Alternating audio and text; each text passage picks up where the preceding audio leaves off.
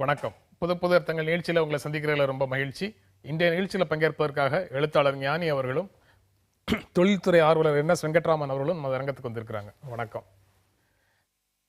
வனங்களுக்கு அருகில் இருக்கக்கூடிய சட்டத்துக்கு விரோதமாக கட்டப்பட்ட கட்டடங்களுக்கு அனுமதி அளிக்கும் விதமாக தமிழ்நாடு தனியார் காடுகள் பாதுகாப்பு சட்டம் 1949 திருத்தம் செய்து கொள்கிற திருத்தம் இருக்குது அப்படின்னு சொல்லி ஆகஸ்ட் 3ஆம் தேதி வெளியிடப்பட்ட கெசட் நோட்டிஃபிகேஷன் ஒன்று சொல்லுது, அரசிதழ் அறிவிப்பு சொல்லுது அப்படின்னு இன்று ஒரு செய்தி இருக்குது ஒரு ஆங்கில நாளிதழில்.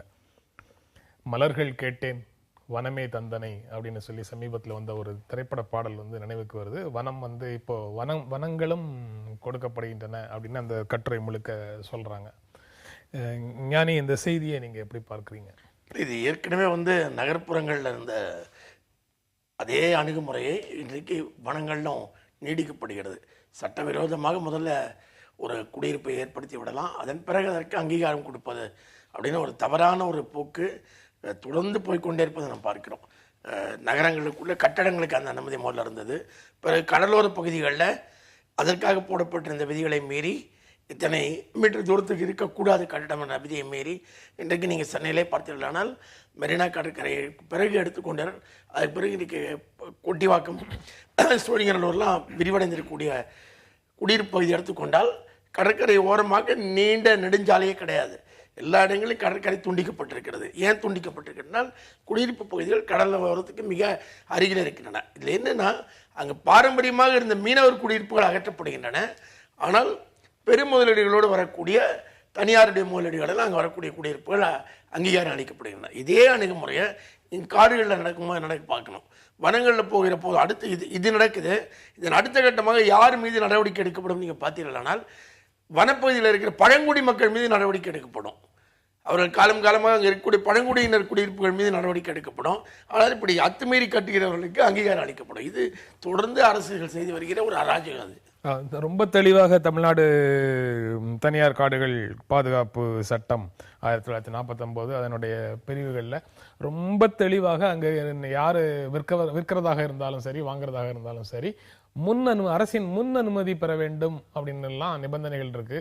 நிபந்தனையை மீறுபவர்கள் கிரிமினல் குற்றமாக கருதப்பட்டு தண்டனைக்கு உட்படுவார்கள் அப்படின்ற மாதிரி ப்ரொவிஷன்ஸ் எல்லாம் இருக்கு. அதையெல்லாம் இப்போது திருத்தி அமைத்து சட்டவிரோதமாக கட்டப்பட்ட கட்டிடங்களுக்கு அனுமதி அப்படிங்கிறது நாம் எங்க போறோம் அப்படின்னு காட்டுது. இது ரொம்ப தவறான அணுகுமுறை. இப்போவே பொதுவாக ஒரு தமிழ்நாட்டில் ஒரு அபிப்பிராயம் இருக்குது, யார் வேணால் என்ன வேணால் தவறு செய்யலாம், என்ன வேணால் குற்றம் செய்யலாம்.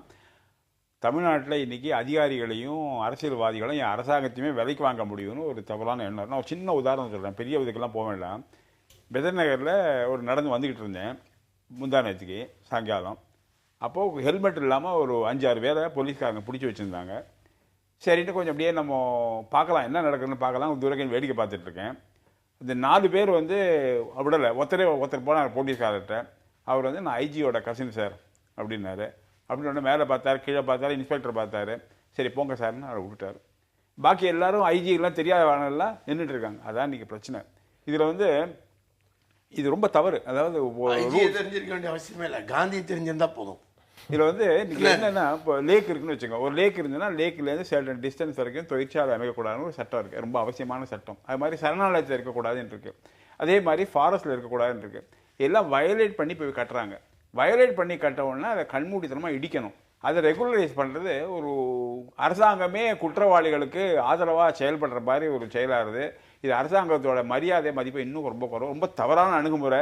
இது ஏன் இப்படி செஞ்சிருக்காங்கன்னு தெரியல, ஆச்சரியமா இருக்கு. அதாவது இது மாதிரி சட்டவிரோதமாக கட்டப்பட்டவர்களை தொடர்ந்து அங்கே நீடிக்க செய்வது அல்லது அனுமதி கொடுக்கறது அப்படிங்கிறது தமிழ்நாட்டில் நடக்குது அப்படின்னு சொல்றீங்களே, பிற மாநிலங்களில் நடக்கிறது இல்லையா? எனக்கு தெரிந்து நான் பார்க்குற செய்திகளில் நினைவுக்கு நிற்கிற மாதிரி செய்தியாக ஒன்று தான் தெரியுது. மூணாறுல வி.எஸ். அச்சுதானந்தன் முதலமைச்சராக இருக்கும்போது டாடா விடுதிகளை இடித்த செய்தி ஒன்று தான் நினைவுக்கு வருது. அதை தவிர பெரிய அளவில் அந்த மாதிரி செய்திகள் நினைவுக்கு வருது. பல இடங்களில் இந்த பிரச்சனை இருக்கு, மறுக்கல. ஆனால் தமிழ்நாட்டில் இதுவரைக்கும் இந்த வனப்பகுதிகளில் இந்த பிரச்சனை வராமல் இருந்தது, அங்கேயும் வருகிறதுங்கிறத நம்முடைய கவலையை தெரிவிக்கிறோம். அதாவது நம்ம பாக்கி ஸ்டேட்டெல்லாம் கம்பேர் பண்ண அவசியம் கிடையாது. ஏன்னா அது ஒன்றும் பெரிய பிரமாதமாக ஒன்றும் இல்லை. நாடு முழுக்க பல அரசியல் சீர்கேட்டிருக்கு, ஒரு மாதிரி திருடர்களும் கொள்ளைக்காரங்களும் ஒரு கை ஓங்கி இருக்கு, அதுதான் உண்மை. நம்ம நாடு தமிழ்நாடு இப்படி போகும்போது தான் ரொம்ப வருத்தமாக இருக்குது. பீகாரையும் தமிழ்நாடையும் கம்பேர் பண்ண வேண்டாம். அந்த காலத்தில் தமிழ்நாடை எல்லாம் முன்மாதிரியாக வச்சுக்கிட்டு அதை எல்லாரும் ஃபாலோ பண்ணுவாங்க. இன்றைக்கி வந்து எக்ஸாக்ட் ஆப்போசிட்டாக தமிழ்நாடு பாக்கி பண்ணுறது இருக்குது. இதில் எனக்கு என்ன புரியலைன்னா, இவ்வளோ ஐஏஎஸ் ஆஃபீஸர் இருக்காங்க, இவ்வளோ அதிகாரிகள் இருக்காங்க, இவ்வளோ மந்திரிகள் இருக்காங்க. இது சாதாரண விஷயம், ரோட்டில் போகிறவங்களும் தெரியும். தப்பு பண்ணுறவங்களுக்கு அரசாங்கம் சப்போர்ட் பண்ணுறவங்க இதெல்லாம் ஏன் பண்ணுறாங்கன்னா, இது ரொம்ப ஒரு தரம் தாழ்ந்த ஒரு நிர்வாகத்தோட நிலைமைன்னு தான் எனக்கு தோணுது. தரம் தாழ்ந்த நிர்வாகம் அப்படின்னு சொல்லி ரொம்ப பெரிய குற்றச்சாட்டை ஒன்றை முன்வைக்கிறாரு. இன்றைய நாளிதழ்களை பார்க்கும் போதும் இந்த மாதிரி எண்ணம் வர்றதை தவிர்க்க முடியல. முதல் பக்கங்கள்ல வந்து முதலீட்டாளர்கள் மாநாடு பற்றிய பெரிய பெரிய செய்திகள், முதலீடு குவியுது அப்படிங்கிற செய்திகள் எல்லாம் எல்லா நாளிதழ்களையும் இருக்கு. உள்ளுக்குள்ள போனா சில செய்திகள், பொதுப்பணித்துறை மாசு கட்டுப்பாட்டு வாரியம் கூவம் ஆறு சீரமைப்பு குறித்து அறிக்கை தாக்கல் செய்யணும்னு பசுமை தீர்ப்பாயம் உத்தரவு. அதுல சொல்றாங்க, பருத்திப்பட்டு முதல் நேப்பியர் பாலம் வரைக்கும் கூவம் ஆற்றில் இருக்கக்கூடிய ஆக்கிரமிப்புகள் கண்டறியப்பட்டிருக்கிறது. மாசு கட்டுப்பாட்டு வாரியம் தாக்கல் செய்த அறிக்கையில சொல்றாங்க, கூவத்தில் கழிவுநீர்களை கலக்கும் வீடுகள் மற்றும் தொழிற்சாலைகள் கண்டறியப்பட்டிருக்கின்றன அப்படின்னு சொல்லி மாசடைதலை பற்றி ஃபுல்லா பேசுறாங்க. அப்புறம் சென்னைக்கு குடிநீர் தட்டுப்பாடு அபாயம் அப்படின்னு சொல்லி ஒரு பக்கம் இந்த செய்தி வர்ற அதே நாளிதழில் இந்த செய்திகள் இருக்கு. தங்கும் விடுதிகளில் கழிவுநீர் கலந்ததால ஊட்டி ஏரி கருப்பு நிறமாக மாறியதுன்னு ஒரு நாளிதழில், தேனிலவு படகு இல்லத்துக்கு செல்ல தடை அப்படின்னு சொல்லி இன்னொரு செய்தி இருக்கு. ஒரு புறம்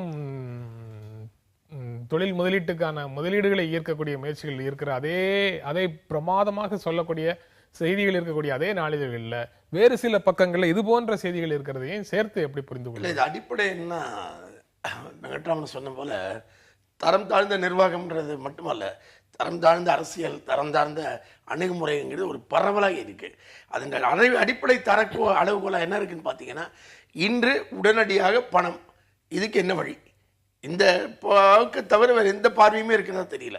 நீங்கள் சுட்டி காட்டின அத்தனை பிரச்சனைகளையுமே பார்த்தீங்கன்னா, உடனடியாக இப்போது அது கீழ்மட்டத்தில் இருக்கக்கூடிய ஒரு காவல்துறையில் ஒரு அடிமட்ட காவலராக இருக்கலாம், ஹெல்மெட்டுக்காக பிடிக்கக்கூடிய ஒரு காவலராக இருக்கலாம், அல்லது மிக உயர் மட்டத்தில் இருக்கக்கூடிய அமைச்சர் லெவலில் இருக்கலாம். இந்த எந்த லெவலில் இருந்தாலும் உடனடியாக இப்போ பணத்து வேணும். இந்த பணத்துக்கு என்ன வழி, இதை செஞ்சால் பரவாயில்ல, இந்த ஆட்டில் கேத்து போட பணம் வந்துருமா போட்டுடலாம், இதை வாங்கிட்டால் பணம் வந்துருமா வந்துடலாம் அப்படின்னு இந்த பார்வையை தவிர வேறு பார்வையே இல்லாத சூழ்நிலை இருக்குது. இதை எல்லா இடங்களையும் தரத்தை குறைச்சிருக்கு. நீங்கள் இந்த மாசு கட்டுப்பாடு வாரியம் எல்லாம் கண்டறிஞ்சிருக்குன்னு சொன்னால் அடுத்த நடவடிக்கை என்ன? இவரெல்லாம் கண்டறிந்த பிறகு அவர் மீது நடவடிக்கை இருக்காது. அவரோட எல்லாம் ஒரு சமரசம், அவரோடமிருந்தெல்லாம் பணம் பெற்றுக்கொண்டு இவை எல்லாவற்றையுமே ரெகுலரைஸ் பண்ணி அதுக்கு விதியின் கீழ் தான் இருக்கிறது இன்னொரு அறிக்கை அங்கேருந்து வந்து, அது தெரிந்தே விதி மீறி பின்னால வந்து இந்த மாதிரி ஒரு சட்ட திருத்தம் வரும் அல்லது ஒரு ரெகுலரைசேஷன் ஸ்கீம் வரும் அப்படின்னு தெரிந்தே விதி மீறுபவர்கள் ஒரு பக்கம், அவங்கதான் ஏராளமா இருக்காங்க. இன்னொரு பக்கம் இன்னசென்ட்டா போய் அதுல சிக்கிக்கிறவங்க இல்லையா, அவங்களுக்காக இந்த இன்னசென்ட்டா போய் செய்யக்கூடியவர்களுடைய எண்ணிக்கை வந்து மிக மிக குறைவு பாத்தீங்கன்னா. ஏன்னா இந்த மாதிரியான தவறுகளை செய்யறதுல வந்து இன்னசென்ஸுக்கு இடமே கிடையாது. மிக தெளிவா தெரியக்கூடிய பிரச்சனை அது. அது சட்ட ரீதியாக நீங்க ignorance of law is not an excuse. இந்த கமிட்டி சொன்னீங்களே, காடுகள் தொடர்பான கமிட்டி இருக்குல்ல, அந்த கமிட்டியுடைய முன்னனுமதி பெற வேண்டும் சொல்லியிருக்குல்ல, அந்த முன்னனுமதி தருகிற கமிட்டியா ஏதோ பெரிய பிரமாதமான கமிட்டி கிடையாது. அதுவே மாவட்ட ஆட்சியாளர், வனத்துறை அதிகாரி, இவருடைய கமிட்டியா தான் திரும்பவும் அதே அதிகாரிகள் கமிட்டி தான். நியாயப்படி பாத்தீங்கன்னா அந்த கமிட்டிக்குள்ள கிரீன் ட்ரிபியூனல் மாதிரியான அமைப்புடைய ஒரு பிரதிநிதி இருந்திருக்கணும். வன ஆர்வலர்களுடைய வெறும் வன அலுவலர்களும் மாவட்ட நிர்வாகத்துடைய கமிட்டி அலுவலர்கள் மட்டும் இருக்காங்க, ஆர்வலர்கள் இல்ல. ஆமா, அந்த கமிட்டியில அந்த கமிட்டியுடைய கான்ஸ்டிடியூஷன்ல சிக்கல் இருக்கு பாத்தீங்கன்னா. ஆனா நம்ம என்ன பேசிக்கிட்டு இருக்கோம், முன் அனுமதியா பின் அனுமதியான்னு பேசிக்கிட்டு இருக்கோம். கமிட்டியே முதல்ல சரியான கமிட்டியா இருக்கான்ற கேள்வி இருக்கு. நீங்க எப்படி பார்க்கறீங்க அதை? இன்னசென்ட்டா அதாவது இல்ல இன்னசென்ட்ங்கிறது ஒரு 50 கோடி ரூபால ஒருத்தர் வயலேட் பண்ணி ஒரு ஹோட்டல் வந்து சரணாலயத்தை கட்ட முடியாது, கட்டுறாரு, அவர் இன்னசென்ட்டா தான் இருக்க முடியாது. ஒரு தொழிற்சாலை ஒருத்தர் அமைக்கிறாருன்னா அவர் இன்னசென்ட்டா இருக்க முடியாது. ஏதோ ஒரு சின்ன இடம் இருக்கு, ஒரு இடத்துல ஒரு குடிசையை போய் ஒருத்தர் கட்டிட்டாருன்னா ஏழ்மை. அதனால யாரு பண்றாங்க என்ன பண்றாங்கன்னு பார்க்கணும். அதனால இன்னசென்ட்டெல்லாம் ஒத்துக்கவே முடியாது. இது வந்து எந்த விதத்திலுமே ஒத்துக்க முடியாது. சில சட்டமே சொல்லியிருக்கு, சட்டம் தெரியலைங்கிறதுனால வயலேட் பண்ணா உடனே இதுன்னு சொல்ல முடியாதுன்னுட்டு. இது அடிப்படையில ரொம்ப தவறான அணுகுமுறை. இது ரொம்ப ஒரு நான் முன்னாடியே எல்லாம் திருப்பி சொல்ல விரும்பல, ஆச்சரியமா இருக்கு இதெல்லாம் பண்றாங்களேன்னுட்டு. அந்த சட்ட திருத்தம் வந்து புரோக்ராட்டிக் கரப்ஷன் அதற்கு இடமளிக்கும் கட்டாயம் இருக்கும். புரோக்ராட்டிக் இடமளிக்கிறது இல்லை. இப்பவே அதாவது கரப்ஷன்னால இது வந்து இன்னைக்கு பியூரோக்ராட்டிக் கரப்ஷன் இருக்கிறதுனால தான் இதெல்லாம் வருது. ஒரு கரப்ஷன் ஒழிக்கணும்னு நாட்டம் உள்ளவர்கள் லஞ்சம் இருக்கக்கூடாதுன்னு நினைக்கிறங்க, நல்ல நிர்வாக சீர்திருத்தம் இருக்கணும், நல்ல நேர்மை இருக்கணும், இதெல்லாம் செஞ்சிருக்க மாட்டாங்க. அதனால இந்த சட்டம் ஏற்றினதே ஒரு லஞ்சத்துக்கு ஒரு துணை போகிற சட்டம், பியூரோக்ராட்டிக் கரப்ஷன் ஆட்டோமேட்டிக்காக வந்துடும். இன்னொரு வருவாய்க்கான வழியை ஏற்படுத்திக்கிறது, தனிப்பட்ட வருவாய்க்கு. ஆனா இது இன்றைய அந்த நாளிதழில் இது ஒரு பெரிய செய்தியாக வந்ததுனால இது ஒரு அதிர்ச்சி அளிக்கிற மாதிரி பேசிட்டு இருக்கிறோம். ஆனா இது ஆகஸ்ட் 3 வந்த கெசட் நோட்டிபிகேஷன் அப்படின்னு இந்த செய்தி சொல்லுது. ஆனா உரிய கவனத்தை பெறாமல் அது போயிடுச்சு அப்படின்னு சொல்லலாம். இல்லை, இது உரிய கவனத்தை பெறாமல் மட்டும் இல்லை, நம்ம நாட்டு பிரச்சனையே என்னன்னா, இந்த மாதிரி விஷயங்கள் ஏதோ ஒரு இதழாளர் அவர் தன்னைப்பட்ட ஆர்வத்தில் கண்டுபிடிச்சு இந்த செய்தியை வெளில கொண்டு வந்து ஒரு கட்டுரையாக போட்டு அதை அந்த பத்திரிகை அலுவலகத்தில் இருக்கிற உதவி ஆசிரியரும் இது பரவாயில்ல ஒரு 3 கால செய்தியாக வெளியிடலாம்னு ஏற்றுக்கொண்டு, இல்லைன்னா இது ஒரு சிங்கிள் காலம் செய்தியாக கூட காணாமல் போயிடக்கூடிய வாய்ப்பு உண்டு. இது நடக்கிறதுனால இந்த அளவு வருது. ஆனால் நியாயப்படி நீங்கள் பார்த்தீர்களானால் நம்முடைய அரசியல் கட்சிகள், அரசியல் அமைப்புகள் அவையெல்லாம் தான் இந்த விஷயங்கள்லாம் எடுத்து பேசி கொண்டிருக்க வேண்டும். அவங்க இதை பேசுறதுலே இல்லை, அவங்க ஒரு லாவணி அறிக்கைகள் அந்த மாதிரி அரசியல் தான் பண்ணிக்கிட்டு இருக்காங்களே ஒழிய, இப்படி அடிப்படையில் சமூகத்தை சீர்குலைக்கிற விஷயங்கள், அம்சங்கள் இருக்குல்ல, இது சார்ந்த விவாதங்களோ அறிக்கைகளோ அரசியல் கட்சிகளிடமிருந்தே வருவதில்லை. அரசியல் கட்சிகள் செய்ய தவறுகிற விஷயங்கள் இவையெல்லாம். அரசியல் ஒரு சின்ன மாற்றம் எனக்கு அதாவது தமிழ்நாட்டில் எவ்வளவோ பேர் நல்லா படித்தவங்க இருக்காங்க, விவரம் உள்ளவங்க தாராளம். இந்த செய்தி எனக்கு தெரியும். இதை ப்ரொடெஸ்ட் பண்ணி நான் ஒரு கடிதம் எழுதினேன் பத்திரிகை பப்ளிஷ் பண்ணல. இதில் மிஸ்டேக் வர்றதில் பொதுமக்களை சொல்ல வேண்டாம், எல்லாருக்கும் படிச்சிருக்க முடியாத நாட்டில் இவ்வளோ கொஞ்சம் பேர் தான் தெரியும், விஷயங்கள் கொஞ்சம் பேர் தெரியும். அவங்க வெளியில் கொண்டு வரும்போது அது மீடியா கொஞ்சம் கோஆப்ரேட் பண்ணணும். அதில் தமிழ்நாட்டில் இன்னொரு பெரிய பிரச்சனை என்னன்னா, மீடியாவோட தரமே ஓரளவு குறைஞ்சி போயிடுது தான் எனக்கு தோணுது. நான் கோவப்படக்கூடாது, உண்மைதான் நிலைமை. சில ஜெனுவின் ப்ராப்ளம்ஸை கொண்டு மீடியாவுக்கு எழுதினா அவங்க ஒன்றும் அந்த மீடியாவில் இருக்க எடிட்டர்ஸ், அங்கே இருக்க ரிப்போர்ட்டர்ஸ்க்கு இது புரியணும். அதுவே ஒரு இன்னைக்கு இருக்கிற பொருளாதார வளர்ச்சி, விஞ்ஞான வளர்ச்சியில் பலவிதமான மாற்றங்கள் வந்திருக்கு. அந்த அளவில் பத்திரிகைகளும் தங்களோட எடிட்டோரியல் டீம் தான் மாற்றலை. நிறைய பேருக்கு புரியவே புரியாது என்ன பிரச்சனை, ஏது பிரச்சனை, என்ன சொல்லியிருக்காங்கன்னு. இதை கொண்டு போய் ஜெனுவினாக மீடியாவில் போட்டால் மீடியாவில் வரல. கடைசியில் அரசியல்வாதிகள் சொன்னாதான் மீடியாவில் வரும், பாக்கி எல்லாரும் படித்தவங்க சொன்னால், விவரங்களை சொன்னால் மீடியாவில் வராதுக்கு ஒரு நிலைமை ஆகிடுது. அதனால் பல பிரச்சனைகள் மாதிரி பிரச்சனைகள்லாம் இருக்குது. அந்த பிரச்சனைகளை வெளியில் கொண்டு வரவே முடியலை. மீட்டிங் கூட்டினா ஒரு 100 பேர் வருவாங்க, ஒருத்தர் பப்ளிக்கில் கவர் பண்ண மாட்டாங்க. என்ன பண்ண முடியும்? இது ஒரு நியாயமான நிச்சயமா எனக்கு எந்த மாறுபட்ட கருத்தும் இல்லை. நான் இதே சொன்னேன், இந்த செய்தி வந்ததுக்கே காரணம் ஒரு இதழாளரும் அது தொடர்பான அந்த உதவி ஆசிரியரும் இதில் கொஞ்சம் அக்கறை காட்டினால தான் நான் அது 3 கால செய்தியாக 4 கால செய்தியாக வருது. இல்லாட்டி இது ஒரு சிங்கிள் காலம் ஐட்டமாகவே போயிடக்கூடிய ஆபத்து இருக்குது. அது அவர் சுட்டி காட்டுவதை போல இந்த துறையில் இருக்கிறவர்களுக்கு எது ப்ரையாரிட்டி அப்படிங்கிற பிரச்சனை நிச்சயமாக இருக்குது, மீடியாவில் இருக்குது, பத்திரிகை துறையில் இருக்குது. அந்த பிரச்சனை இல்லைன்னு நாம் சொல்லவே முடியாது. ஒரு தவறான ஒரு எண்ணம் தமிழ்நாட்டில் அரசியல்வாதிகள், அரசியல் கட்சிகளெல்லாம் வேறு ஒன்றுமே இல்லைன்னு நடக்குது. டிவி டிபேட்ஸே எடுத்துக்கலாம், பெரிய பெரிய பிரச்சனைகள்லாம் வருது. திருப்பி அதிமுக, மதிமுக, தேமுக, பாமகன்னு தான் நம்ம பேசிகிட்டு இருக்கோம் ஒழிய, மக்கள் அது சார்ந்து வெளியில் படித்தவங்க எவ்வளோ பேர் இருக்காங்க, இதெல்லாம் கேட்டுட்டு இருப்பாங்க, அவங்களுக்கு ஒரு வாய்ப்பு கொடுக்கணும். அவங்க பற்றி வெளியே கொண்டு அந்த மீடியாவுக்கு அந்த பொறுப்பே இல்லை. அது எனக்கு ஒரு பெரிய வருத்தமான ஒரு விஷயம். நீங்கள் அடுக்கடுக்காக பல விஷயங்களை சொல்கிறீங்க, அதை பற்றி விரிவாக பேசுவதற்கு இப்போ இந்த நேரத்தில் இடம் இல்லை. ஆனால் நீங்கள் சொல்கிறத சுய விமர்சனமாக எடுத்துக்கொண்டு, சுய விமர்சனத்துக்கு தேவையான ஒரு கருத்தாக எடுத்துக்கொண்டு ஊடகங்கள் பரிசீலிக்கும் அப்படின்னு நம்புகிறேன். இன்னொரு வாய்ப்பு இருந்தால் அதை பற்றி விரிவாக பேசுவதற்கான சூழலையும் ஏற்படுத்தி கொடுக்க முடியும் அப்படின்னு நம்ப. ஒரு 2 செய்திகள் இந்த பகுதியில் பேசியாகணும். அதாவது பஜாஜ் தொழிலதிபர் ராகுல் பஜாஜ் இந்த முதல் ஆண்டிலேயே மோடி அரசு சிறப்பாக ஏதாவது ஒரு சீர்திருத்தத்தை செய்து முடித்திருக்க வேண்டும் அப்படின்னு சொல்றாரு. அதற்கப்புறம் காங்கிரஸும் பிஜேபியும் சேர்ந்தாவது அந்த விஷயத்தை செய்யணும், அதற்கு மோடி முயற்சி செய்திருக்கணும், ஆனால் செய்யல அப்படின்னு சொல்லி அவர் சொல்றாரு. அவருடைய கருத்து ஒன்று. இன்னொன்று வங்கி இருப்பு பணத்தை எடுத்து விடுங்கள் அப்படின்னு சொல்லி பட்டேல் சமூக தலைவர்கள் கோரிக்கை. வங்கியில் போட்டிருக்கிற பணத்தை எல்லாம் பட்டேல் சமூகத்தினர் வித்ட்ரா பண்ணுங்க அப்படின்னு சொல்லி ஒரு கோரிக்கை இருக்கு. இந்த ரெண்டையுமே பற்றி பேசலாம் இந்த பகுதியில் சுருக்கமாக தோணுது. ராகுல் பஜாஜோடைய அந்த கருத்தை நீங்க எப்படி ஒரு தொழில்துறை ஆர்வலராக எப்படி பார்க்குறீங்க? இந்த ஓராண்டு காலத்திற்குள்ள ஒரு மேஜர் சீர்திருத்தத்தை, ஒரு முக்கியமான சீர்திருத்தங்கள் ஏதாவது ஒன்றோ அல்லது 2ஐயோ மோடி அரசு நிறைவேற்றி இருக்க வேண்டும் அப்படின்னு அவர் சொல்றாரு. காங்கிரஸ் துணையுடன், தேவைப்பட்டால் காங்கிரஸ் துணையுடன் அப்படின்னு சொல்றாரு. நீங்க அதை எப்படி பாக்குறீங்க? இல்லை, அதில் இன்னைக்கு ஒரு பிரச்சனை என்னன்னா, அரசியல் கட்சிகள் தங்களோட கட்சியோட நலனை முக்கியமாக பார்த்து நாட்டோட நலனை கம்மியாக பார்க்குறாங்க. அது ரொம்ப துரதிருஷ்டமான ஒரு நிலைமை. ரெண்டாவது எல்லா விதிவிலக்கே இல்லாம எல்லா அரசியலும் அந்த அளவு வரைக்கும் அரசியல் கட்சியில் ஒரு பொறுப்பற்ற நிலைமையில் இருக்காங்க. அப்படிதான் நினைக்கணும். எல்லா அரசியல்களையும் நல்லா ஆலோசித்து பார்த்தீங்கன்னா, மன்மோகன் சிங் கவர்மெண்ட்லேயும் சில நல்ல காரியங்கள்லாம் செஞ்சுருக்காங்க, சில தவறு செஞ்சுருக்காங்க. அதே மாதிரி மோடி அரசுலேயும் சில நல்ல காரியங்கள் செஞ்சுருக்காங்க, சில தவறுகள் செஞ்சுருக்காங்க. நல்ல காரியங்கள் நல்லதுன்னு ஒப்புத்துக்கிட்டு தவறை கிரிட்டிசைஸ் பண்ணால் அந்த அரசியல் கட்சிக்கு ஒரு மரியாதை இருக்கும், மதிப்பு இருக்கும், அவரோட அபிப்பிராயத்துக்கு ஒரு மக்கள்கிட்ட ஒரு நம்பிக்கை இருக்கும். எல்லாத்தையும் குற்றம்னு சொல்கிறது தவறு. அதாவது மோடி செஞ்சதில் அந்த க்ளீன் இந்தியா கேம்பெயின் இருக்குன்னு வச்சுக்கோங்க. இந்த நாடு இன்னும் அசுத்தமாக தான் இருக்குது, அசுத்தமாக இல்லை, ஒரு க்ளீனாக தான் ஆலை. பட் இந்த க்ளீன் இந்தியாவை சரிப்படுத்தணும்னா மக்கள் மனதில் ஒரு மாற்றம் ஏற்படுத்தணும். அந்த மாற்றத்தை ஏற்படுத்துக்கு பெரும் முயற்சி செஞ்சுருக்காரு. அதில் வந்து கண்டினியூ பண்ணிட்டு இருக்காரு. அது எந்த அளவில் சக்ஸஸ்ங்கிறது மோடியோட ஃபெயிலியர் இல்லை, நாட்டு மக்களோட ஃபெயிலியர். அதே மாதிரி பல காரியங்கள் செஞ்சுருக்காரு.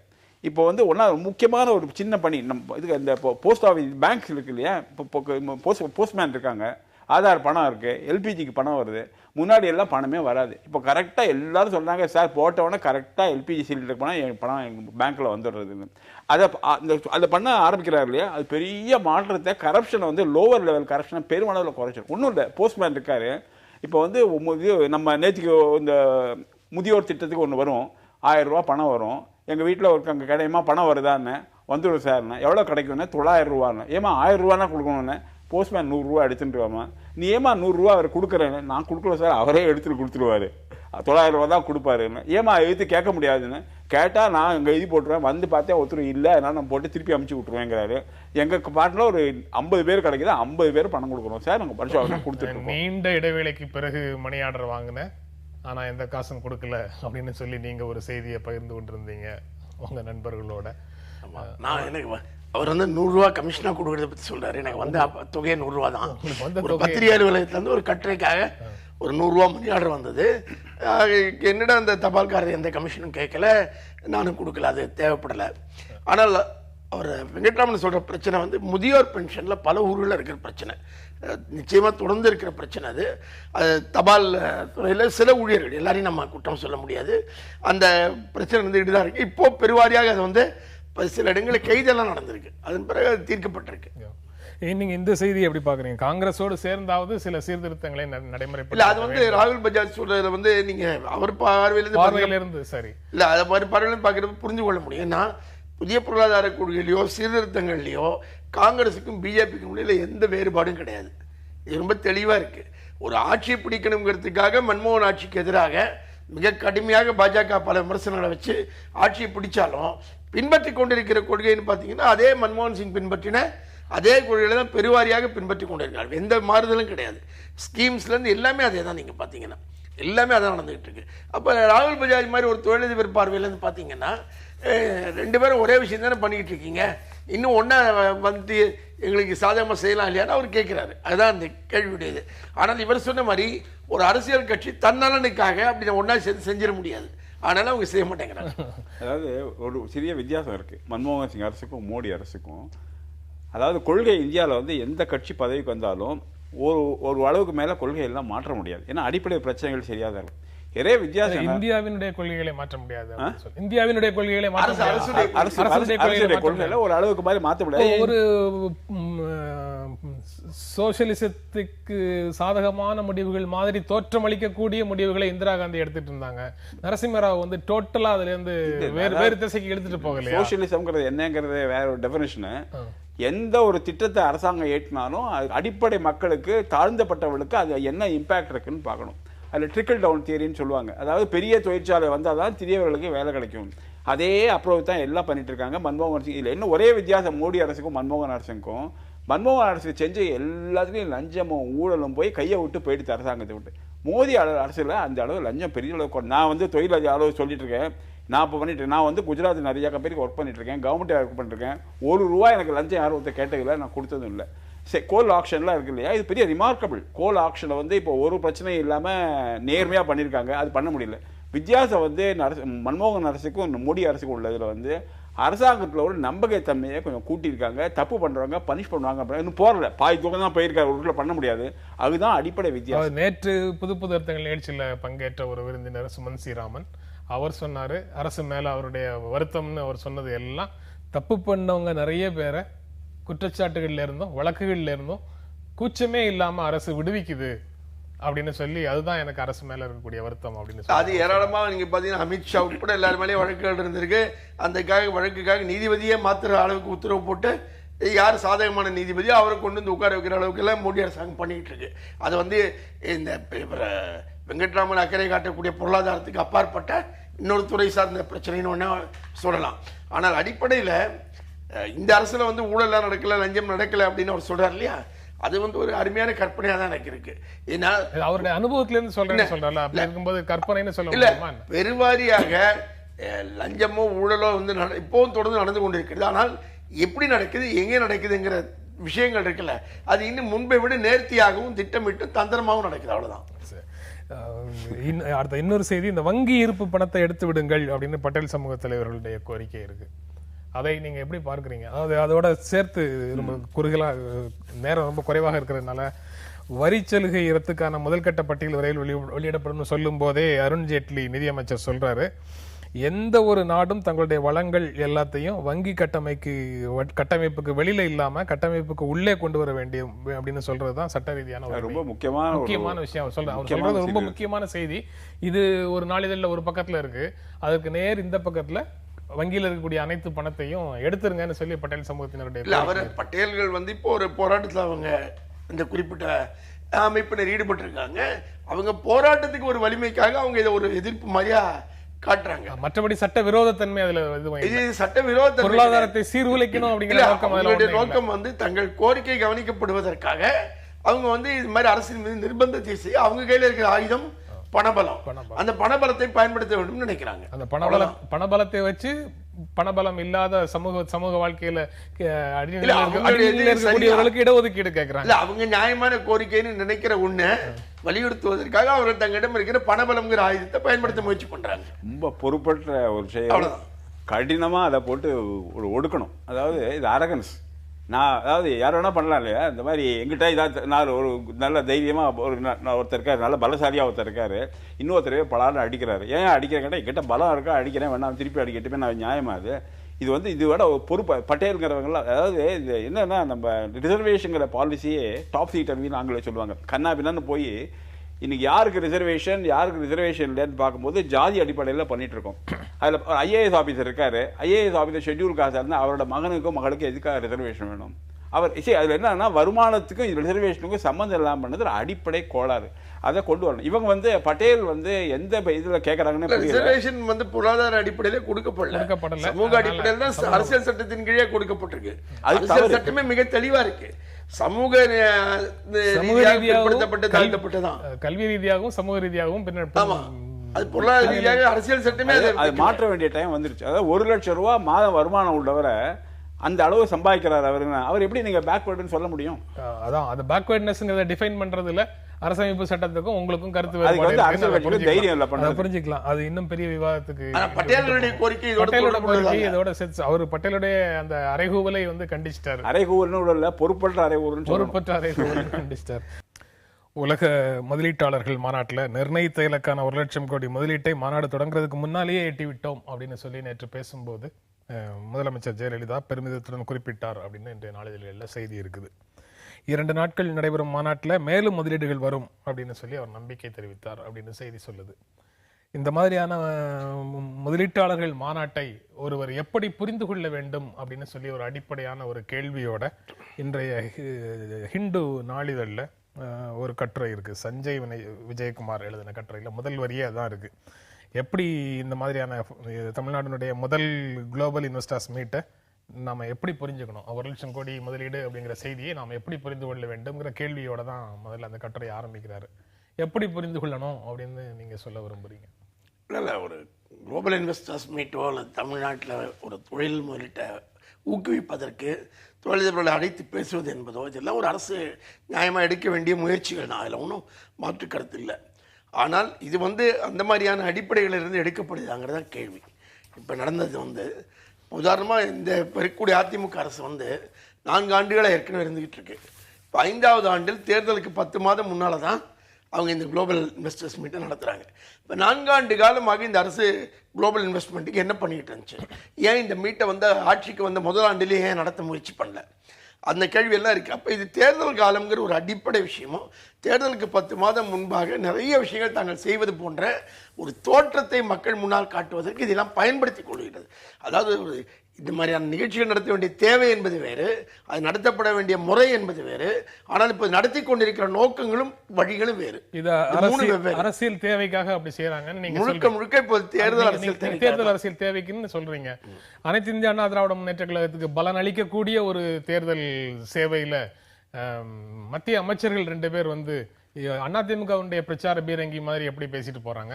அது ரொம்ப தெளிவான விஷயம். இன்னைக்கு தமிழ்நாட்டில் பிஜேபியுடைய பொலிட்டிக்கல் லைன் வந்து அதிமுகவுக்கு சாதகமாக இருக்கு. வரக்கூடிய தேர்தலில் திமுகவை ஒழிச்சு கட்டினால் போதும், அதிமுகவை 2021 பார்த்து கொள்ளலாம் அப்படிங்கிறத இன்னைக்கு பிஜேபி ஆர்எஸ்எஸ் உடைய மனநிலை. அந்த மனநிலைக்கு ஏற்ப அவங்க இப்ப அதிமுகவுக்கு சாதகமான ஒரு மனநிலை நோக்கி தான் பிஜேபி நடந்து கொண்டிருக்கிறது. அதுதான் அதனுடைய வெளிப்பாடு தான் அது. இந்த மாதிரியான முதலீட்டாளர்கள் மாநாடு எல்லாமே அரசியல் தேவையிலிருந்து இழக்கூடிய ஒரு பிரச்சார வலிமைக்காக நடத்தக்கூடிய மாநாடு. ஏன்னா இந்த மாநாடு இல்லாவிட்டால் எப்படி நடத்தப்பட வேண்டும் பத்தி நாம் பேசலாம். சரி, அது அரசியல் நோக்கம் விட்டுடலாம். அதைத்தான் முதல்ல அவர் அதை பற்றி கருத்து சொல்லியிருக்காரு. அது குறித்து நீங்க எதையும் சொல்லணும்னு விரும்புறீங்களான்னு தெரிஞ்சுட்டு அதுக்கப்புறம் நான் உங்ககிட்ட உங்ககிட்ட இருந்து அறிய விரும்புறேன். நடக்கப்பட்டது நம்பல. இருக்கலாம், இல்லாம இருக்கலாம். அதாவது என் பள்ளிக்கூடத்தில் படிக்கும்போது வாத்தியார் சொல்லுவார், எனக்கு இன்னும் மனசுல அப்படியே நிக்கிறது, யாரை பாராட்டினாலும் நாம் வரவேற்போம்னு. அது மாதிரி ஒரு பாராட்டுமா ஒரு செய்தி செஞ்சிருக்கானா பாராட்ட வேண்டியதுதான். அதில் ஒன்றும் தவறு இல்லை. அதனால இன்னைக்கு செஞ்சாங்களா, நாளைக்கு செஞ்சாங்களா, நாளான்னைக்கு செஞ்சாங்களா, முன்னாடியே செஞ்சிருக்கலாமேங்கிறதெல்லாம் ஒரு ஹேஷியம், அவசியம் இல்லாத டிஸ்கஷன் தான் நினைத்தோம். சரி, இப்போ வந்து எனக்கு இந்த எப்படி புரிந்து கொள்ள வேண்டும் அப்படின்னு அந்த கட்டுரையில் இருக்கக்கூடிய முதல் வரியிலேருந்து எனக்கு தெரிய வேண்டியது உங்ககிட்ட இருந்து என்னன்னா, 1,00,000 கோடி முதலீடு அப்படின்னு சொல்லி இதை இலக்கை எட்டி விட்டோம் அப்படின்னு சொல்றாங்கல்ல. இது மாதிரியான இன்வெஸ்டர்ஸ் மாநாடு, முதலீட்டாளர்கள் மாநாடு பல மாநிலங்கள் நடந்திருக்கு. மோடியினுடைய குஜராத்தில் கூட, மோடி முதலமைச்சராக இருக்கும்போது கூட நடந்திருக்குது. ஆனால் அவர்கள் எட்டி விட்டோம்னு சொல்லக்கூடிய இலக்கு அல்லது இவ்வளவு முதலீடு வருது, இவ்வளவு புரிந்துணர்வு ஒப்பந்தங்கள் வந்திருக்கு அப்படின்லாம் அவங்க கிளைம் பண்ண மாதிரி உண்மையிலேயே அங்கு முதலீடுகள் வந்து சேர்கின்றனவா? அது இல்லை. அதாவது குஜராத்தில் மோடி தான் முதல்ல ஆரம்பிச்சு வச்சாரு. ஒரு இன்ஃப்ராஸ்ட்ரக்சர் கான்ஃபரன்ஸ் நானே போயிருந்தேன். 25 லட்சம் கோடி வந்திருக்கு. நாங்க இங்க 1,00,000 கோடி, அங்க 25 லட்சம். வாயில் வந்தபடி சொல்லலாம். அதுல வந்து உண்மை அதுல இருந்து என்ன, ஒரு அரசாங்கம் இது வரைக்கும் எல்லா மாநிலையும் செஞ்சுட்டு இருக்காங்க. ஒயிட் பேப்பர், வெள்ளை அறிக்கை கொண்டு வரணும். அதாவது என்ன செலவு பண்ணோம், எவ்வளவு பேர் ப்ராமிஸ் பண்ணாங்க, எவ்வளவு பேர் ப்ராமிஸ் பண்ணல, எவ்வளவு முதலீடு உண்மையா வந்து ஒரு மாநில அரசும் இது வரைக்கும் செய்யவும் இல்லை. குஜராத்தும் செய்யவும் இல்லை. குஜராத்தில் வந்து சுமாராக 10% தான் வந்து ஜெனுவினா இன்வெஸ்ட்மெண்ட்டாக மாறி இருக்கு. இன்னைக்கு இருக்கிறதுல வந்து நிலைமை என்னன்னா, எல்லாரும் ஃப்ரீயாக பப்ளிசிட்டி கிடைக்கிறது, யார் வேணா என்ன வேணா சொல்லலாம். அதனால இது நம்ம ஏலம் எடுக்கிற மாதிரி, இந்த அம்பானி வந்து 5,000 கோடி சொன்னாரா, அதானி நான் 6,000 கோடி அந்த மாதிரி ஒரு செஞ்சுட்டு இருக்காங்க. ரொம்ப தவறு. அதாவது மக்கள் மனதில் நம்பிக்கை போயிடும். இது என்ன பிரச்சனை, கான்கிரீட்டான ப்ரொபோசல் எதுவும் இல்லாம அப்படி வந்து சொல்ல முடியுமா? சொல்ல முடியாது. அது என்னன்னா, ஒரு ப்ரப்போசல் வந்து கான்கிரீட் மாதிரி எனக்கு தெரியும். அது நல்லா ஆராய்ந்தப்பறம் அது கான்கிரீட் இல்லைன்னு தெரிஞ்சு போயிடும். அதாவது ஒரு ப்ரப்போசல் வந்துச்சுன்னா முதல்ல என்ன பண்ணணும், என்ன பொருள் செய்ய போகிறோம், எவ்வளவு செய்ய போகிறோம், எந்த இடத்துல செய்ய போகிறோம், அது மூலப்பொருள் என்ன இருக்குது, மார்க்கெட் என்ன இருக்குது ஸ்டடி பண்ணணும். நான் என்னோட வேலையாக தான் பண்ணிட்டு இருக்கேன். நான் 6 மாதத்துலேருந்து 1 வருஷம் வரைக்கும் ஆகும். நான் ஸ்டடி பண்ணுற ப்ராஜெக்ட்ஸ்லேயே 90% ப்ராஜெக்ட் சவுதி அரேபியாக போன வாரம் படி இந்த ப்ராஜெக்ட்டை போடாதீங்கன்னு தான் சொல்லியிருக்கேன், போடுங்கன்னு சொல்லலை. அதனால் முதலீட்டாளர் பண்ணும்போது ஆரம்பிக்கும் போது இன்வெஸ்டிகேட் பண்ணுவார், இன்வெஸ்டிகேட் பண்ணி வேண்டாம்னு வைப்பார். அதில் வந்து எந்த அளவு இவங்கெல்லாம் ஆராய்ந்து இந்த அறிவிப்பை செஞ்சுருக்காங்கன்னு தெரியல எனக்கு. சும்மா ஏதோ சொல்லி வச்சுருக்காங்க, அவங்களுக்கு சந்தோஷமாக இருக்குது, காது கேட்க இனிமையாக இருக்குது. அதில் வந்து நிறைய ப்ராப்ளம் என்னென்னா, இன்றைக்கி இருக்கிற நிலைமையில் இந்த மாதிரி அரசாங்கம் எல்லா இடத்துலையும் என்ன நடக்குதுன்னு எல்லாருக்கும் தெரியும். இப்போ தமிழ்நாட்டில் என்ன நடக்குதுன்னு அமெரிக்காவில் இருக்கிறவங்களுக்கு தெரியும், ஜப்பானில் இருக்க தெரியும். கம்யூனிகேஷன் அவ்வளோ ஸ்ப்ரெட் ஆகிருக்கு. அதில் ஒரே ஒரு வருத்தம் என்னென்னா, முதலமைச்சரோட யூடியூப்பில் ஸ்பீச் கேட்டேன், ரொம்ப அதிர்ச்சியாக இருந்தது எனக்கு. உண்மைக்கு மாறான சொல்ல மாட்டேன், ஒரே எக்ஸாஜரேட்டட் கிளைம்ஸ். 2-3 சின்ன உதாரணம் சொல்றேன், அது நம்ம திரும்ப பேசலாம். எக்ஸாஜரேட்டட் கிளைம் அப்படின்னு சொல்றீங்க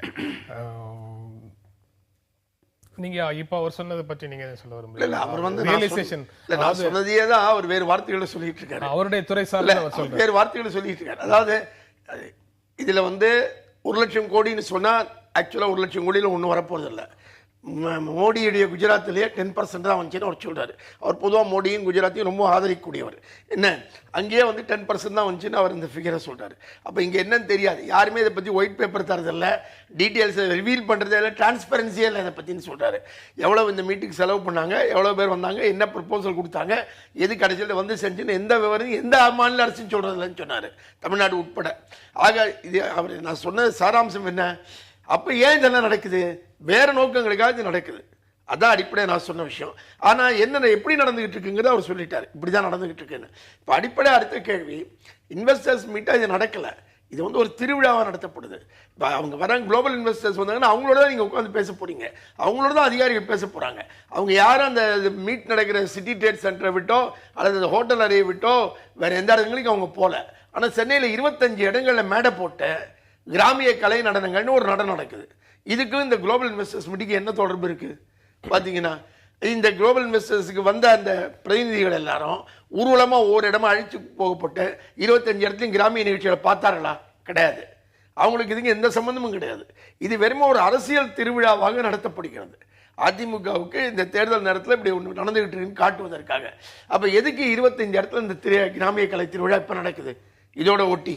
அப்போ அதுக்கான பட்ஜெட் என்ன? அதுவும் இதோட சேர்ந்தான். இதெல்லாம் ஏன் நடக்குதுங்கிறத கேள்வி. அப்போ இது முழுக்க முழுக்க அரசியலுக்காக நடக்குது. இரண்டாவதாக இதில் வந்து 4 ஆண்டு காலத்தில் தமிழ்நாட்டில் எத்தனை ஆலைகள் மூடப்பட்டிருக்குன்னு அவரே ஒரு கடிதம் எழுதியிருக்கிறார்.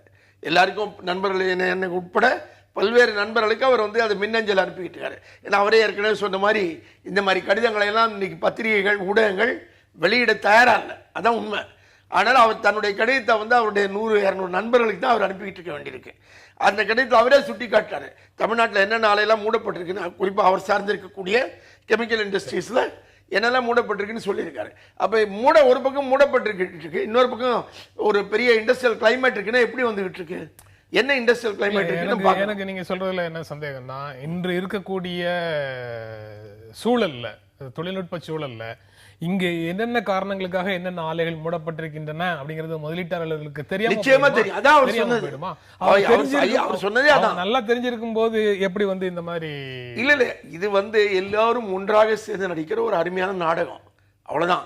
அவரே சொன்ன மாதிரி அம்பானி 5000 கோடி சொன்னா அதானி 6000 கோடி சொல்றாருன்னு சொன்னார்ல, அதே மாதிரியான ஒரு நாடகம் தான் அது. அதாவது ஒரு இன்வெஸ்டர்ஸ் மீட்டிங்க்கு கூட்டிட்டு வாங்கன்னு சொன்னா எல்லாம் வருவாங்க. எங்கே என்ன நடக்குதுன்னு பார்க்க அவங்கள ஒன்றும் தே டோன்ட் லூஸ் எனிதிங். வந்து வரதுனால அவங்களுக்கு நஷ்டம் ஒன்றும் கிடையாது.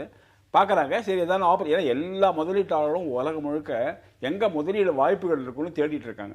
அதனால் வாய்ப்பு வந்தால் உடனே செய்ய தயாராக இருக்காங்க. அதனால வந்து முதலீட்டாளர் வந்தவங்கெல்லாம் சும்மா வேடிக்கை பார்க்க வந்தாங்கன்னு சொல்ல வேண்டாம்.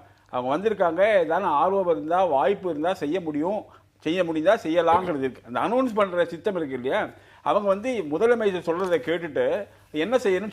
அதாவது என்ன ஒரு தவறு என்ன பண்ணாங்கன்னா, இது மோடி அரசு வந்து குஜராத்தில் அழகாக பண்ணாங்க, இங்கே பண்ணலை. என்ன பண்ணாங்கன்னா, தமிழ்நாட்டுக்கு உகந்த தொழிற்சாலைகள்லாம் என்ன இருக்குது, அந்த தொழிற்சாலைகள் எங்கெங்கே அமைக்கலாம், அதுக்கு நாங்கள் என்ன தருவோம்னு ஜெனுவினாக அந்த தொழிற்சாலையை கொடுத்து தொழிற்சாலையில் விருப்பம் உள்ளவங்க வாங்கணும்னு கூப்பிட்டுருந்தோம்னா வேறு மாதிரி இருக்கும். இன்றைக்கி என்ன சொல்கிறாங்க, எந்த தொழில் அமைக்கணுங்கிறத தமிழ்நாடு அரசு தீர்மானிக்கலை, தமிழ்நாடு முக்கியத்தை வச்சு தீர்மானிக்கலை, முதலீட்டாளர்கள் தீர்மானிக்கிறாங்க. அவங்களுக்கு இது வேணும் அது வேணும்ன்ட்டு. அதனால அது வந்து என்னன்னா, அந்த உள்ள வரவை பார்க்கும்போது அவங்களுக்கு பல கண்டிஷனில் நான் இந்த தொழிற்சாலைக்கு எனக்கு இது சாதகமான சூழ்நிலை இல்லை அப்படின்னு சொல்லி கொள்ள பல வாய்ப்பு. அதில் அடிப்படை தவிர கவர்மெண்ட்டு கிரவுண்ட் பிளானை சரியாக பண்ணல. அதுக்கு என்ன காரணம்னா, இண்டஸ்ட்ரீஸை கலந்து ஆலோசிக்கலை, அசோசியேஷனை கலந்து ஆலோசிக்கலை. நான் வந்து கெமிக்கல் அசோசியேஷனுக்கு 400 மெம்பர்ஸ் இருக்கேன், அதில் நான் செக்ரட்டரி. எங்களை ஒரு வார்த்தை கூப்பிட்டு அரசாங்கத்தில் நீங்கள் உங்களோட அபிப்பிராயம் என்னன்னு கேட்கவே இல்லை.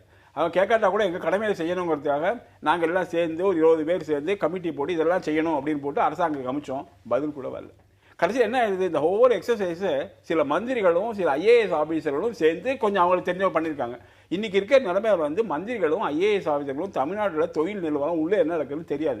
அந்த காலத்துக்கு நிறைய வித்தியாசம். அந்த காலத்து ஆர்வம் தெரியாது அப்படின்னு சொல்லி நீங்க தெரியாதுங்கிறது உண்மை. ஏன் தெரியாதுங்கிறது உண்மைன்னா, இன்னைக்கு இருக்கவங்கலாம் தொழிற்சாலைகளை வந்து கூப்பிட்டு பேசுறது.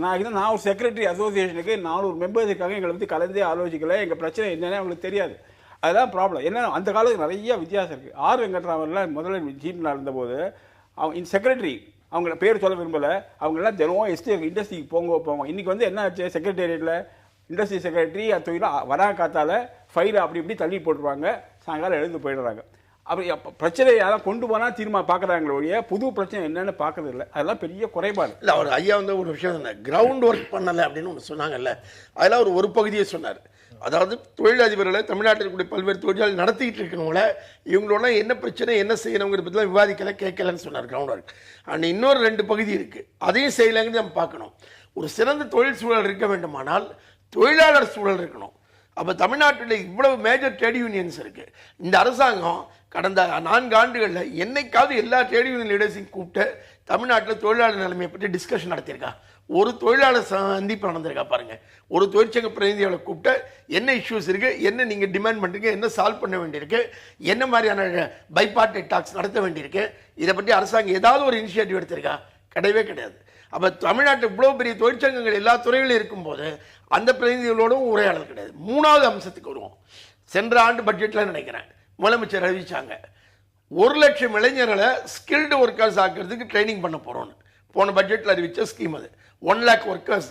இந்த 1 லேக் ஒர்க்கர்ஸ் தமிழ்நாட்டில் எங்க இருந்து ட்ரெயின் ஆயிருக்காங்க? யூத் 1 லட்சம் யூத் எங்க ட்ரெயின் ஆயிருக்காங்க? முழுக்க முழுக்க நம்ம ஐடிஐ பூரா மூடிக்கிட்டே இருக்கோம். தொடர்ந்து நம்ம ஐடிஐ மூடிக்கிட்டே இருக்கோம். நீங்க அந்த ஸ்கில்டு ஒர்க்கர் எங்க இருந்து வருவாங்க? எலக்ட்ரீஷியனாவோ, ட்ரேடராவோ, பிளம்பராவோ, ஃபிட்டராவோ, வெல்டராவோ இவங்களாம் எங்கேருந்து மேனுஃபேக்சரிங்க்கு வருவாங்க? அந்த ஐடி எல்லாம் மூடிட்டு இருக்கோம். ஏன் மூடிட்டு இருக்கோம்? டாஸ்மாக். அதான் காரணம்.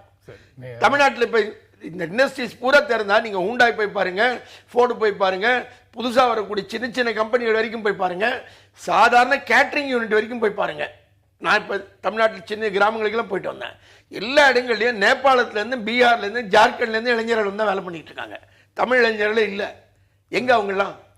அவங்க எல்லாம் தமிழ் இதை பற்றி அரசு கவலைப்படாம எப்படி தொழில் சூழலை உருவாக்க முடியும்? தமிழ் இளைஞர்கள் குடிக்க போயிட்டாங்க, நேபாளத்துல இருந்து வந்த இளைஞர்கள் குடிக்காம இருக்காங்கன்னு இல்ல, சொல்லி அவங்களை கொண்டு வந்து இங்க வேலை நடத்த வேண்டிய கட்டாயம். டாஸ்மாக் வந்து சமூக தீமைன்னா இவங்களையும் அது பாதிக்கணும். இல்ல, பாதிக்கல. அது காரணம் தமிழ் இளைஞர்களை மட்டும் பாதிக்குது, இவங்களை இல்ல. அது பாதிக்கலன்னா ரொம்ப முக்கியமான விஷயம் பார்க்கணும். அவங்க வந்து அங்க இருந்து இங்க வேலைக்காக தான் இப்ப வந்திருக்காங்க. அவங்களுடைய ஊர்ல வந்து இந்த கலாச்சாரம் இருக்கல. சரி, அந்த கலாச்சாரம் இல்ல, அதனால வேலைக்காக இருக்காங்க. அதனால வந்த இடத்துல ஒழுங்கா இருப்போம்னு இருந்து வேலை பார்த்து சமாளிச்சு போக வராங்க. சரி, எனக்கு அவர் சொன்னதுல அவர் என்ன சொல்றாரு? தொழில் அதிபர்களுடைய கூட்டமைப்புகளை அரசு கலந்தாலோசிக்கவில்லை அப்படின்னு சொல்றாரு. மாநாடுக்காக மட்டும் இல்ல, முதலீட்டாளர்கள் மாநாட்டுக்காக மட்டும் இல்ல, பொதுவாக அந்த கலந்து ஆலோசனைங்கிற கல்ச்சர் இல்ல. நீங்க தொழிலாளர்களை கலந்து ஆலோசிக்கிற கல்ச்சர் சொல்றீங்க. அவர் அடுத்தாப்புல சொல்றாரு தொழிலகங்களுக்குள்ள என்ன நடக்குதுன்னே அரசுக்கு தெரியல, அமைச்சர்களுக்கும் அதிகாரிகளுக்கும் தெரியல அப்படின்னு சொல்றாரு. சுதந்திரமான சந்தை தீர்மானிக்குது எல்லாத்தையும் அப்படின்னு சொல்லி ஒரு இந்தியாவின் கொள்கையை தமிழ்நாடு அரசு நடைமுறைப்படுத்துது அப்படின்னு நீங்க எடுத்துக்க மாட்டீங்களா? அதான் இல்ல.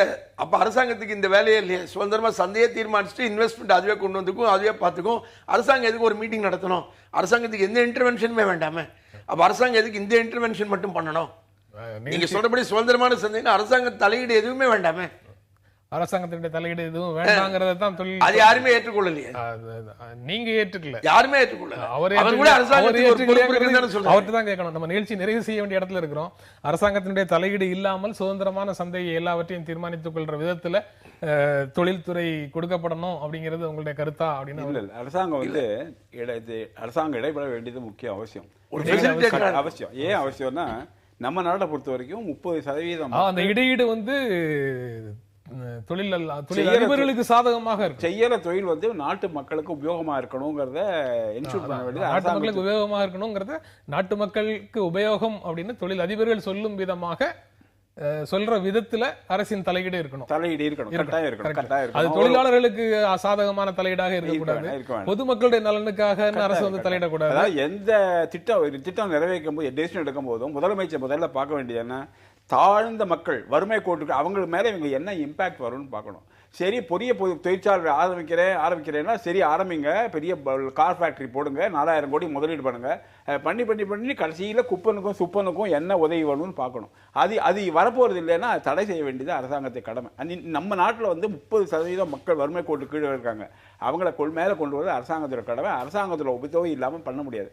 அரசாங்கத்தோட எவ்ரி ரைட் டெசிஷன் அவங்களுக்கு ஹெல்ப் பண்ணும், எவ்ரி ராங் டெசிஷன் அவங்கள அஃபெக்ட் பண்ணும். அது ரொம்ப முக்கியம். அதனால கட்டுப்பாடு இல்லாம தொழிற்சாலை அமைக்கணும் அப்படிங்கறத நான் ஒத்துக்கவே மாட்டேன். அதான் அந்த இப்போ வரக்கூடிய ப்ரொபோசலை கிளியர் பண்றது, ஒரு மாசத்துல கிளியர் பண்றது, அதுல இந்த சிங்கிள் விண்டோ சிஸ்டத்துல கிளியர் பண்றது அப்படின்னு சொல்லி நடைமுறை தொடர்பாக பல விஷயங்கள் சொல்லியிருக்காங்க. ஆனா நிகழ்ச்சியில தொடர்ந்து அதையெல்லாம் எப்படி நடைமுறைப்படுத்தப்படும் அப்படிங்கறதை பற்றி பேசுவதற்கு நேரம் இல்லாதனால அது இல்லாமலே நிகழ்ச்சி நிறைவு செய்யறோம். இந்த நிகழ்ச்சியில பங்கேற்று உங்களுடைய கருத்துக்களை பகிர்ந்து கொண்டதற்கு எங்கள் நெஞ்சார்ந்த நன்றி.